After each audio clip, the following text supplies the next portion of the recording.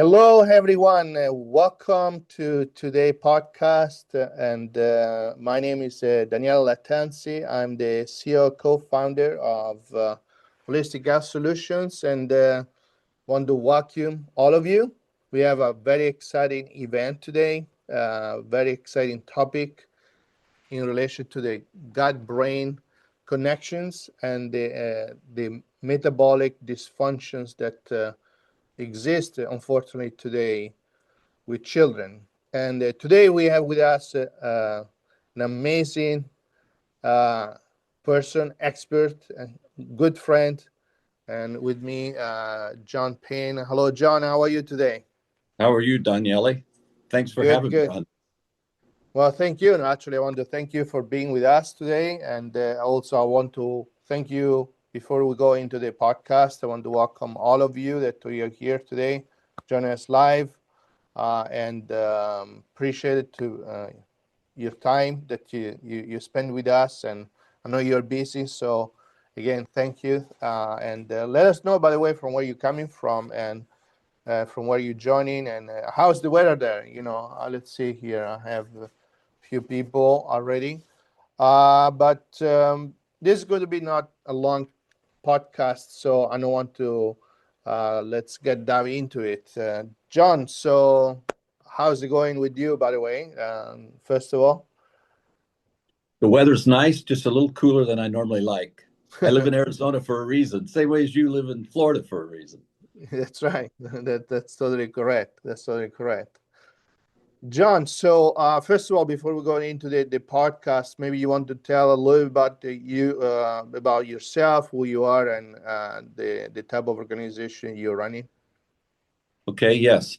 As all of you can see that are on the podcast, I'm ancient, but I've done as of now, about 50 years of research, with most of those years being in metabolic syndrome diseases, primarily type 2 diabetes, Alzheimer's, all forms of dementia, and Parkinson's.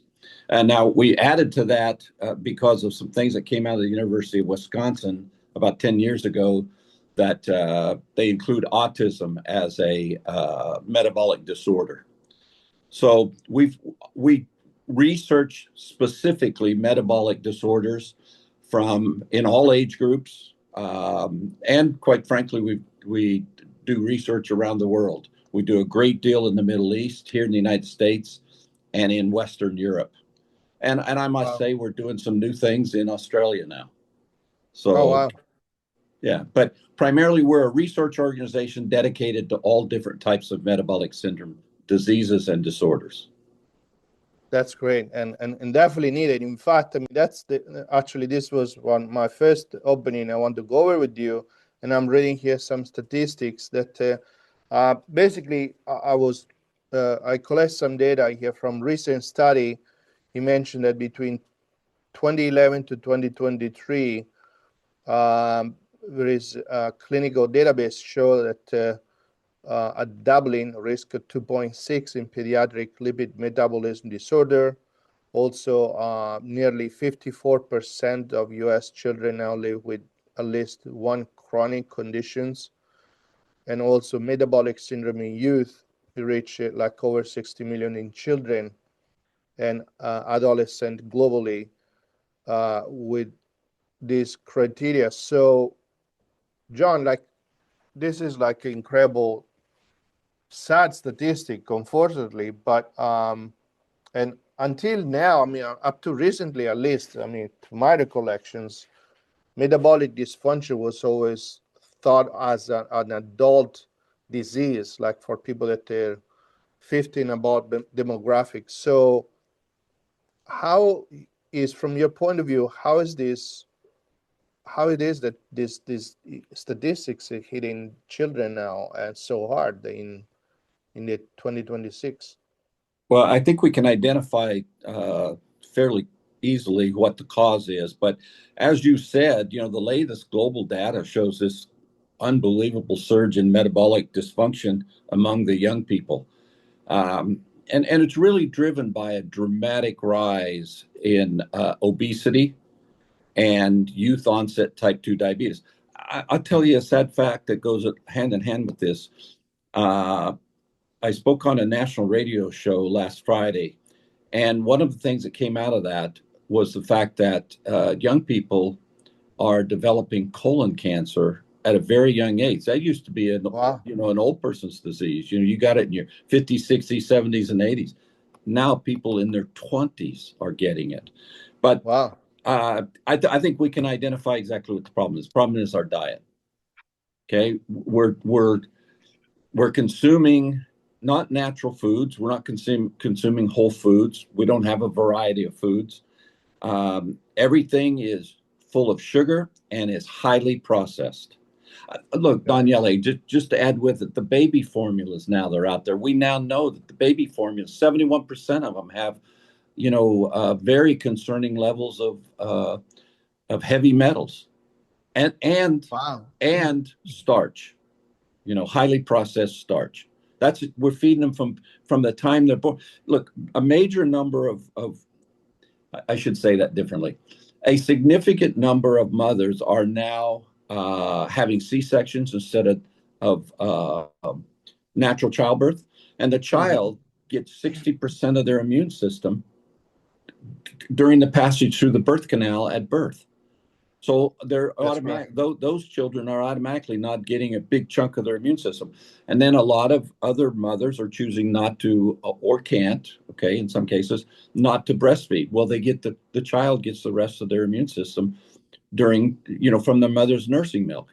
So what we're getting is we start our children off on a very bad foot, and then we continue with their baby formula, and then when they're old enough to choose what they want to eat, what do they choose to eat? The high fat, high sugar, tasty foods that are all highly processed. So we don't give them a chance from day one. So the reason, the cause worldwide is our diet. One of the things that really concerns me, we're sitting here in the United States, the highest burden in the world, the highest burdened region in the world for reported prevalence of pediatric liver dysfunction is North America. Wow. 43.6% of the reported diagnosed pediatric dysfunction patients are in North America. Wow, that definitely hit pretty hard home. That's definitely a big problem that need to be confronted. Correct. Yeah. So in relation to like moving along on this point now, like you talk, excuse me, you mentioned an important point in relation to the gut, right? And I know that, and we have talked about before, and also is on the news, like there is a new study in relation to the gut-brain connections, and then something that I believe like every healthcare or wellness practitioner should know about it and be well informed about it. So can you touch upon a little bit into this area of the gut-brain axis, and how's the mechanism happen in that is going to disrupt the microbiome of a child? Okay. First of all, I'd like to make the statement. I think it's well recognized now in medicine and in science that good gut health translates directly into good health. And, it matters in terms of overall health, well-being, longevity, and our daily functions. The gut-brain axis is a bidirectional communication system linking the gastrointestinal system and the central nervous pathways. Now, this connection operates through the neural, immune, hormonal, and metabolic pathways. So it touches most of the critical areas of function. Now, there's a significant level of growing scientific evidence that shows that the gut microbiome plays an important role in regulating brain function, inflammation, cognition, mood, and quite frankly, in my opinion, every aspect of healthy aging. Now, if you maintain gut health, it supports broader psychological resilience and long-term wellness. Right. That's totally true.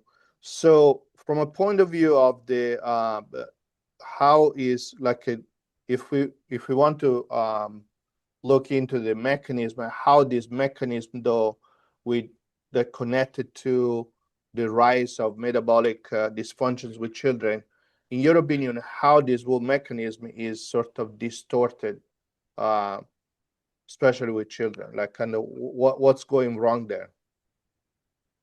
Well, food is our medicine.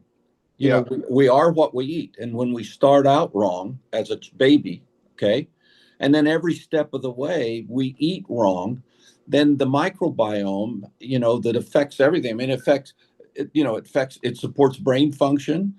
It's not just for digesting food. Our gut is not just for digesting food. It's Right. for communicating with our brain.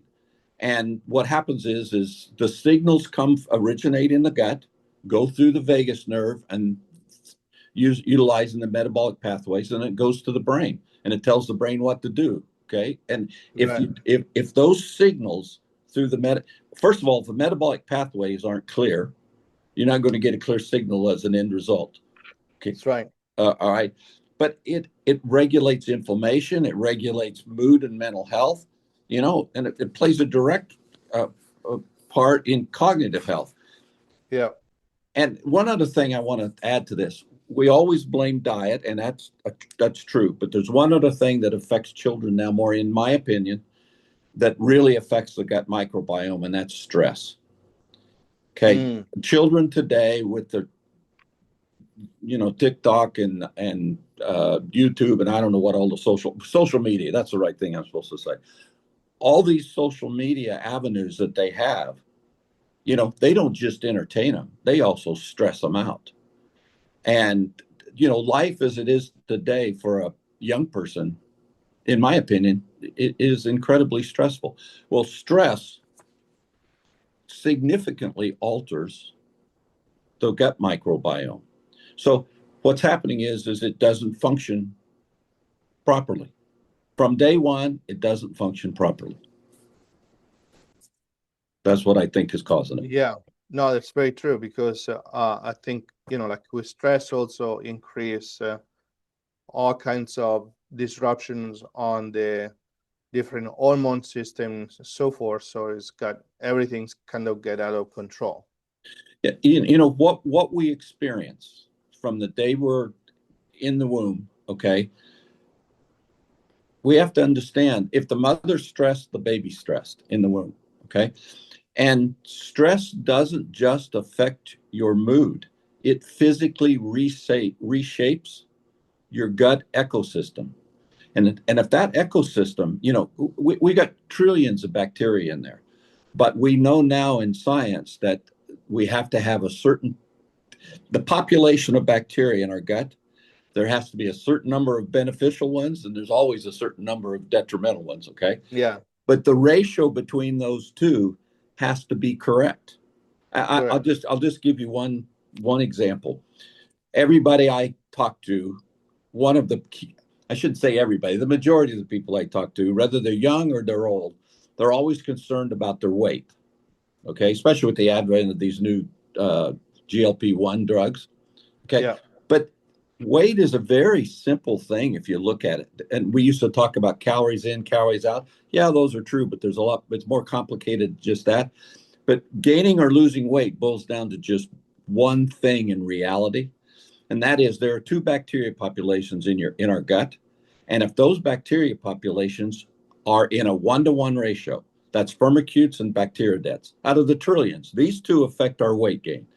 If those two are balanced and in a 1-to-1 ratio, which is how we developed as humans that they should be, okay, the average human on Earth today is between 1 and 20 and 1 and 80.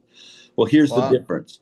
Let's say that you're in balance and I'm out of balance of Firmicutes and Bacteroidetes, okay? And the Bacteroidetes are the bad ones, all right?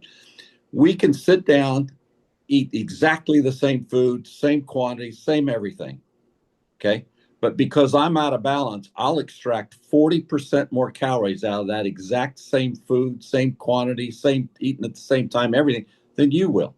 How many pounds do you think that relates to over in a given year? A lot. A lot. Okay. And that's just two bacterial populations that need to be in balance. Well, Firmicutes, okay, come in balance if you eat healthy foods, specifically greens. Bacteroidetes increase exponentially when you eat sugar, because that's what they feed off of, and highly processed foods and starches. That's what they feed off. So where's our diet at? Heavily balanced towards the bacteroidetes. So why do you think the average, I believe the last statistics I read was that 68% of all Americans are overweight or obese. That's a scary proposition. Very scary. Yeah. Absolutely. So, well, I mean, I guess that you're going to tell us a little bit after. If not, I'm going to ask you, but definitely we need to find out where to get those two bacteria and make sure that we are we are all balanced here. So I can help you with that. That's cool. Now, if I mean, I guess that you already touched upon, but if you want to kind of consider that we have a lot of practitioners that is watching our show, our podcast, like what is some of the most known point that a nutritionist or somebody that is in the work with children, they should know about it in order to fix, like, you know, the syndrome of the gut, so that they have a good, healthy biome on their gut system for a child. Okay. Also mothers, for that matter. I mean, anyone that deal with children. All right. Well, we have to keep in mind at all times that metabolic dysfunction develops, silently over years, and most of the time before a diagnosable disease really appears. But there's some things that we can look for where it shows metabolic dysfunction is present. First one is weight. Okay. If they're overweight, the metabolic system's not functioning properly. And there are a lot of symbols when early blood sugar dysregulation. If the person is overweight, that's one of the reasons why they should be tested. Okay. Because they should be looking for high blood sugars, anything that would reflect metabolic syndrome, or to developing type 2 diabetes. If their fasting glucose levels are, higher than 100. I had a child that we tested, I don't know, a week or so ago, a 9-year-old child, and her fasting blood glucose levels were 168. Wow. Prior to, she hadn't eaten for 3.5 hours, and her fasting blood glucose levels were 168. So automatically right there, there's going to be an issue. And there, you can test their fasting insulin, because that rises before glucose rises. You can check their triglycerides and their lipid markers. What's their body composition? Is there fat distribution? Is it mostly around their waist, or where it's at?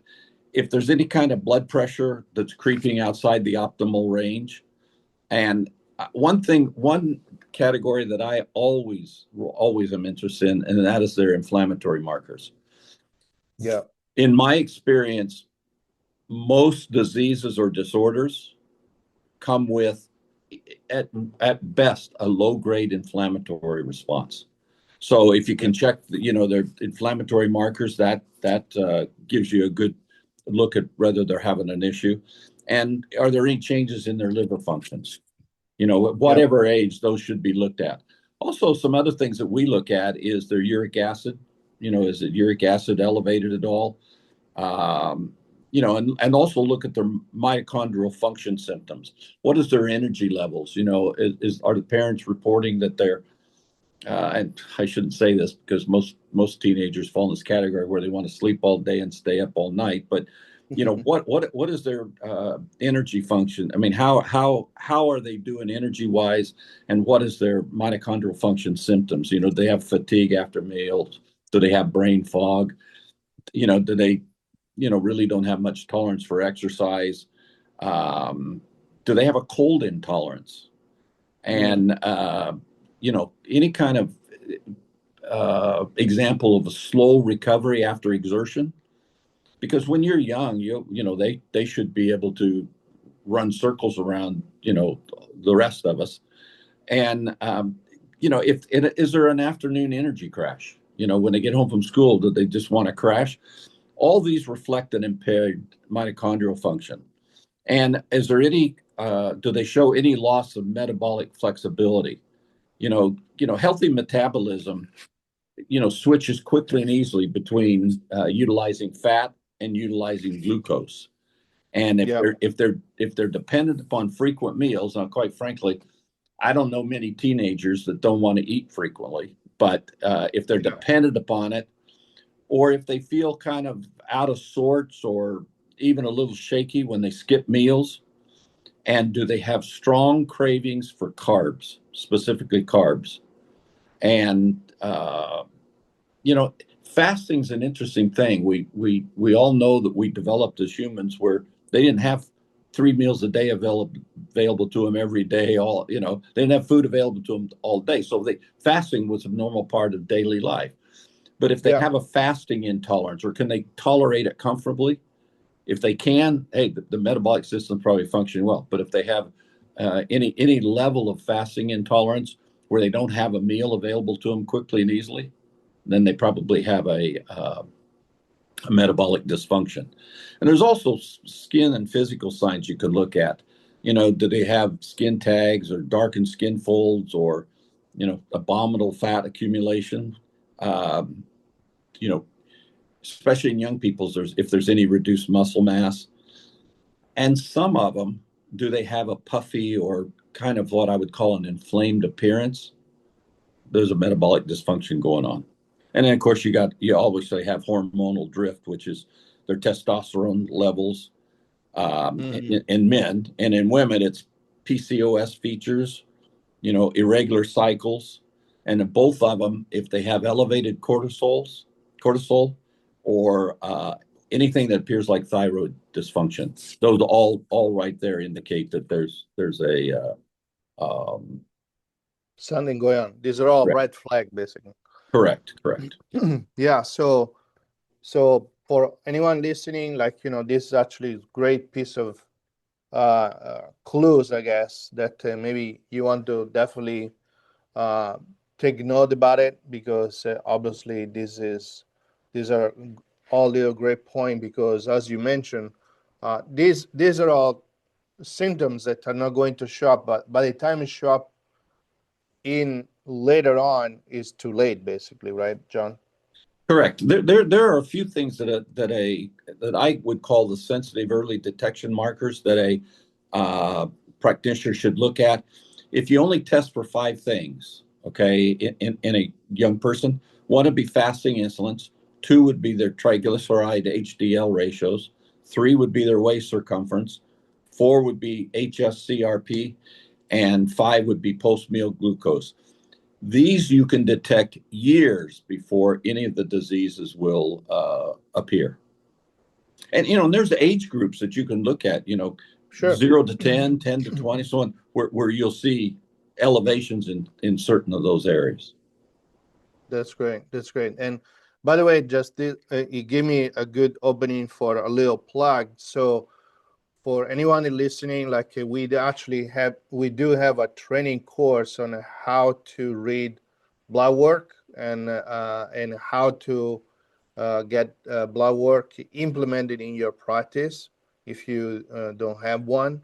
Okay, so therefore, I mean, like you just listened, having the ability to read blood work and have the ability to give that, as a point service to any of your client or potential patients is an important tools, because it's going to give you the opportunity to find all these point and from there work out a tailored nutritional program for that client. So thank you, John, for bringing this up. So now let's move now into the solutions that you have developed, and I know that you have a specific product that is called Teknon, which I want to show to everyone here.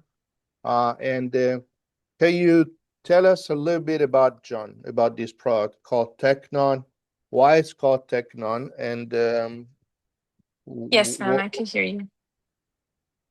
what this is about? Daniele, I can't hear you. All right. Okay, now I heard that. You've Sure. been going in and out. I don't hear. Oh, I'm so sorry. Okay. So yeah, my question was like, let's talk about the solutions. We are talking about the problem, how does it show up. So let's talk about a potential solutions that, and the one that you have developed a product is called Teknon, right? So, correct. And this is how it look like. Can you tell us a little bit about it? What is Teknon, and how is this product to help to rewire the gut-brain axis to fight metabolic diseases or metabolic dysfunctions, I would say? Well, Teknon was developed to specifically address gut health and improve the balance, and improve the performance of the gut-brain axis, and obviously then the brain.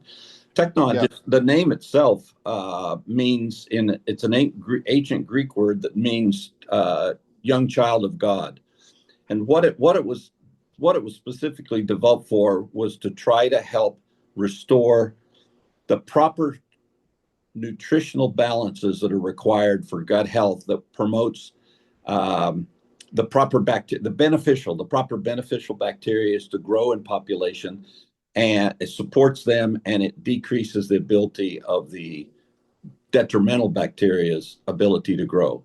Okay, and really does it include these two bacteria you were talking about here? It does. It promotes their growth. Okay, it does. It does.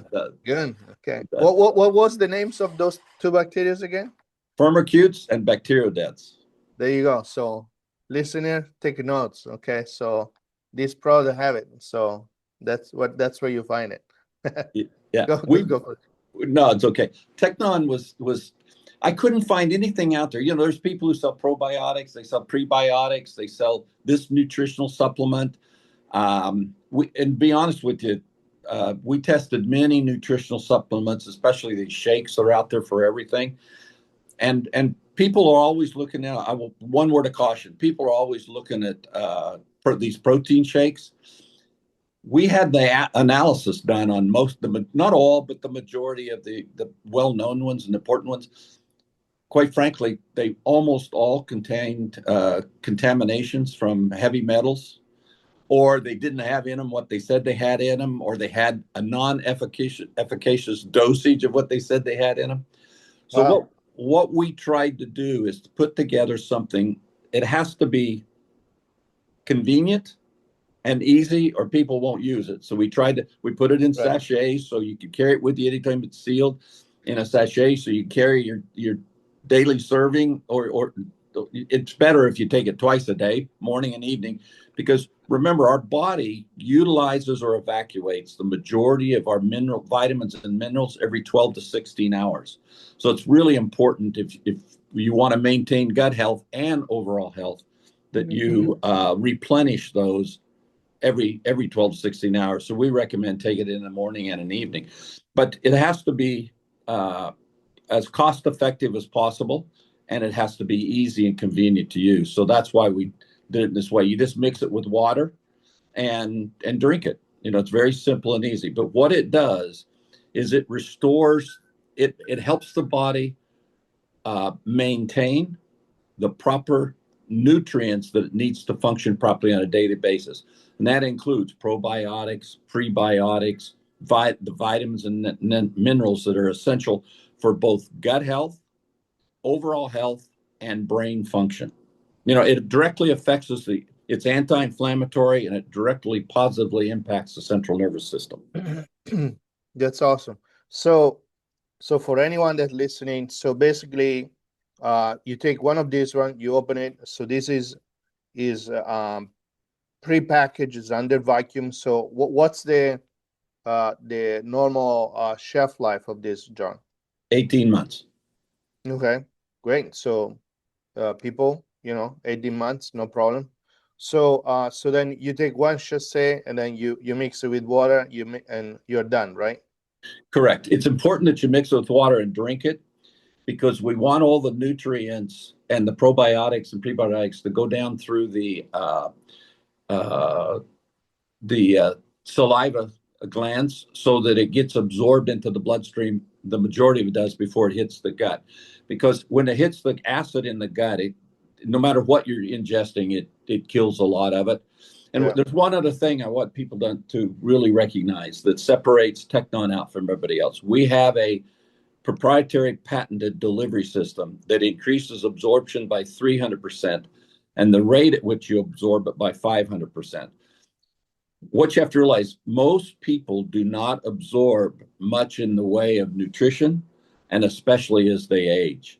And so and young people, if they have any gut dysbiosis, which virtually everybody does because of our diet, then the absorption goes down even more. So this is a clinically proven ingredient. It's called ERDS, which we're not very creative. It stands for Enhanced Rapid Delivery System. What it does is it gives the body the ability, while it's going down through the saliva glands, to absorb it very rapidly directly into our system. And then when it goes into the gut, the nutrients, not the probiotics and prebiotics, those are all absorbed. The nutrients are then absorbed in the gut, so it can be distributed throughout the bloodstream. That's great. So, and this can also can this be mixed like with if you want to do like a shake with something else, like with milk, or it can only be done, or like almond milk or anything else, or it can be only be mixed with water? No, you can mix it with anything that's palatable. Okay, we have a lot of people that mix it with Greek style yogurt. Here's what you have to understand, though, please, with it. You can mix it with virtually anything that allows it to mix with it and won't clot up, which not many things will do that. But we're dealing with metabolic health, and try not to try to inform people so they don't mix it with high sugar content products or Right. high fat content products, because those directly impact metabolic health. Totally. That makes sense. One more last question before we maybe get some questions, if there is any from the audience.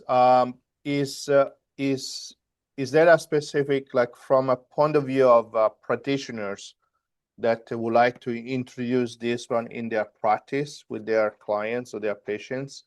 Like, is there like a specific protocol, or like, so let's say because this is also, I mean, we talked about before, but this is very good for autistic kids, right? That So is is there a correct. specific protocol that especially for special needs, like, so if you have a PT or occupational or OT or speech therapist, and maybe they want to give it to clients, or nutritionist on our network that they're using it with their, as a part of doing muscle testing or whatever as a part of their protocol.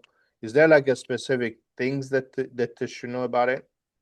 Yes, the autism, ADHD, ADD, epilepsy. It's been proven to be very effective to uh, uh, improve those conditions. Um, Look, it's very dependent upon age. Okay, Sure. for the optimal treatment is one in the morning and one in the evening, approximately, give or take a little, approximately 12 hours later. So you keep it functioning in the body all during the entire 24-hour period. Because as everybody knows, your body repairs itself at night. So it's very important that you've got the support materials in the body to help it function and repair itself properly. There's also a maintenance dosage, but typically, if they're let's say they're autistic, you would want to put them on two portions a day, two doses per day, morning and evening, for the first 90 days. Typically, after that, you can go to a maintenance dosage of 1 a day. All right. If it's an adult, 15 or older, it's best if they stay on 2 doses a day because their needs are greater and the volume of need is greater. But it's pretty straightforward. If they're depending on the condition and the severity of their condition. One of the things I really like is, as we talked earlier, most people, just simply because of our diet to start with, most people have an inflammatory condition. They have Yeah. even if it's a low grade one. One thing about this is it's specifically anti-inflammatory, and it has the proper mix of nutrients that the body needs to function on a daily basis. I mean, it's got beneficial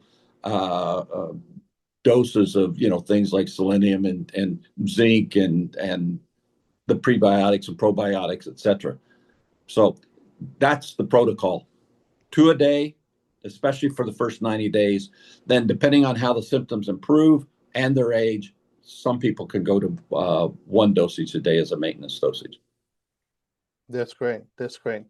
Then I guess one more last question is, I mean, these have a key component or a key component of this product is camel milk. And camel milk have a lot of already established health benefit, one of which is also for that have natural insulin in it. So this is Correct. also to a degree can be of assistance to people that have diabetics or pre-diabetics and on regulating their fluctuation of sugar Correct. during the day and so forth. Correct. 2 doses of that in 1 day has 60% of the amount of insulin that your body needs. And look, everybody's under stress now, so people don't sleep like they used to, and without sleep, we don't heal very well. This has natural GABA in it, and GABA is the neurotransmitter that causes you to get restful sleep. Now, it's not camel milk. I want to make sure I clarify this. Yeah. It's actually it's a extract from the colostrum of a specific type of camel. Okay. Oh, okay. That separates it out, because regular camel milk won't do everything, but we take the this colostrum extract and from one specific type of camel, and the beauty of that is it's virtually bioidentical to a new mother's nursing milk. So we're giving the body on a daily basis what our body requires from conception until death. Our body requires the nutrients, okay, that actually we get in our new mother's nursing milk. It's virtually bioidentical. Wow, that's amazing. Greatest nutrition in the world. Yeah, I mean, absolutely. Like, I think that this is amazing, and and I believe that a lot of, I mean, this is definitely something that need to be made known out there, because I mean, as we've seen the statistics, this is definitely is going to be of assistance to having a positive impact to this big problem of metabolic dysfunctions with children. So so for all of you listening out there, again, this product is called Teknon. We're dropping the link to the live podcast, and then for any of you that watching this as a replay, so we're going to include the link in the replay as well, so that you can take a look on it. We have this available on our website at the holistichealthsolutions.store. Okay, we have been carrying this product since a while, but in 2 degrees it's always new, because people, they not always go into the websites and study the listing and all of this. So we wanted you to know about it. For any of you that are watching this replay on YouTube in the future, we are going to drop the link below. You're welcome to ask questions. We always open to those, and we'll be happy to answer those. And again, please like the video, subscribe if you're not subscribed to our channel. That's going to help us. So anyway, John, any last word before we end off? Just that I would like people to really understand that metabolic dysfunction is, at the core of most, if not all, disorders and diseases. And this is a relatively convenient way to support the gut microbiome, which will improve metabolic dysfunction. That's well said. Well, John, again, thank you for your time, and for anyone listening live, thank you. We appreciate your time being with us today. For any of you that are watching this video as a replay or on YouTube, again, thank you for your time, and I hope that you learned something new. That's the purpose of this podcast, and then we welcome you to check out these informations about this product. And if you have any questions, we are here to help you and answer those questions. Otherwise, again, John, thank you. And thank you for all of you. We are going to see you to our next podcast. Thank you. Thank you.